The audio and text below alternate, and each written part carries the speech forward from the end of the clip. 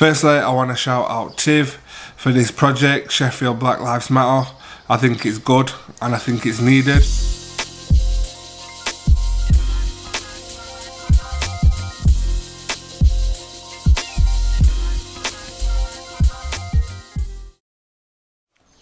I'm the director of 3 different companies, but all the companies have something in common. They're all there to help either young people or vulnerable people. Always an Alternative, the not-for-profit that I set up most recently, that's aimed at challenging the mindset of young people around serious youth violence. So we've got knife crime, gun crime, gang crime, CCE, domestic violence, all them sorts of topics. And yeah, I've got a book as well coming out soon called One Knife, Many Lives. That's been done to try and highlight the impact that knife crime has on families, friends and communities.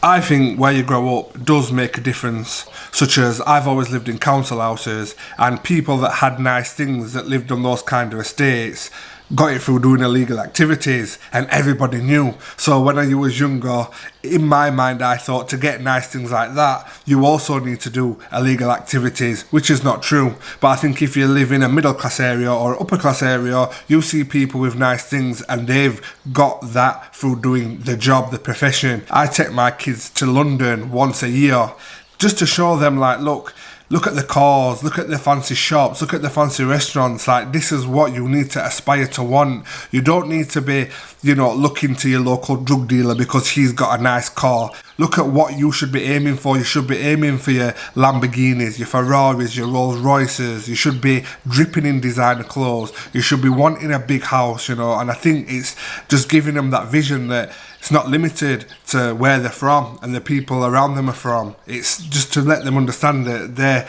the chances are limitless. They've just got to work hard to get there. For me, what I think is mad is slavery. Like, we're all aware that it happened because you get taught in school. But black people were the victim of slavery. We wasn't enforcing the slavery, we was the victim of it. It's mad how it's looked at. I don't know if it's because it's black or what, but if you take Jews into account, Jews are the victim of the Holocaust, right? You don't do a full module on Jews, you do a full module on the Nazis and what they were doing. But then you've got black people, they were just slaves. But no, we were also victims. We were victims of the slave drivers, which were a business, which has strategies, which has a way to keep black people under control. Why don't we look at that? That's what I would look at. I'd also look at the black inventors, such as Garrett Morgan, who made the traffic light system. What about the automatic door for elevators, what were made by a black person in 1887? Everybody looks at light and thinks it's a white guy, but it was a black guy that made the carbon filament inside it. And also the ironing board, that was a black person. So what I'd do is I'd look for the positives, what black people did. Do not just treat them as slaves because it's disgusting.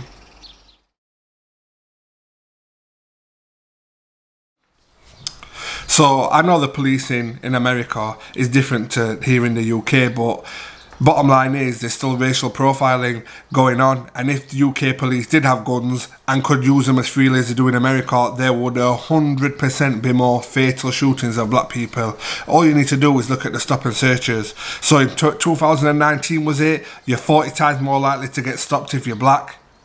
For what reason?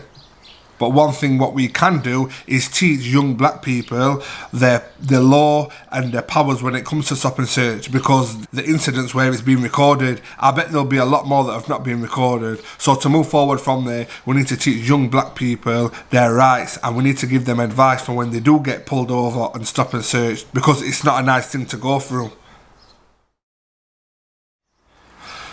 Look, until all this mess is sorted out, you're going to be judged. There's not one thing you can do about it. But what I would say to you is, at the end of the day, just because people treat you like a stereotype, you do not have to be that stereotype. You are your own person and you can do what you want to do. I use a mindset called 110 mindset. It means 110%. That means that 100% is not going to be enough for me. I have to give it 110% when other people only have to give it 100%. And that 10% is the difference between you making it and not making it. And it isn't fair. We all should be same. We all should start where the start line is. But unfortunately, and it doesn't just mean if you're black, there could be for any other number of reasons that you have to give it that extra 10% just to make sure you get to the end. And to do that, use the 3 Ps. Positivity, you know, you've got to keep happy, you've got to keep the negative vibes away from you, you've got to push on, you know, you can't give up. You've got the persistence, you've got to keep going on and on and on. Do not give up. People want you to give up, but you cannot give up. And the final one, passion. Make sure what you're doing is what you love. And with them 3 Ps, you will succeed, honestly.